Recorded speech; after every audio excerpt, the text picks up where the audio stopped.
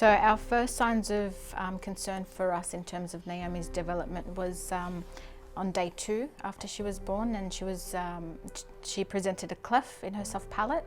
Apart from that, growing up slowly, we noticed that Naomi had no speech, didn't walk till just after 2, didn't sprout her first tooth till about 15 months, and even then they were all over the place. They weren't in the normal order as they would be. So yeah, that's when we started asking questions, serious questions, to our paediatrician.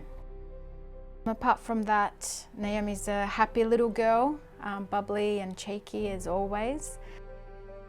After switching paediatricians, we were lucky enough to receive Naomi's diagnosis through a genetics blood test, a microarray, and we got the answer to glass syndrome, which is also known as SATB2 associated syndrome.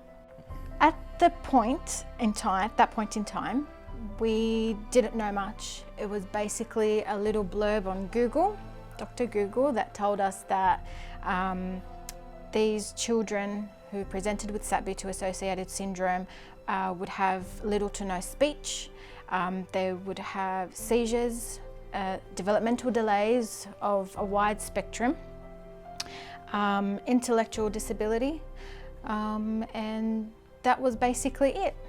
She registers or functions at 1 to 1.5 year old, so everything we do with her has to be repeated more than once, even though she's in a body of a 4.5 year old. Well, as any parent, you hope there's some sort of a cure or something that can be done to probably reverse what's happened to Naomi. We're always hopeful that in time that would happen.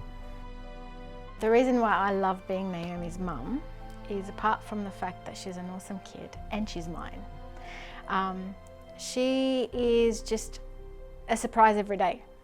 So sometimes I'd wake up and I'm like, no, I have to rush, go to therapy, have to make breakfast, do this, do that. But I go into her bedroom and she's sitting there smiling and she's just happy. And I guess it just makes it that little bit easier. And I don't have to think about every other thing that I need to do. And I just focus on her.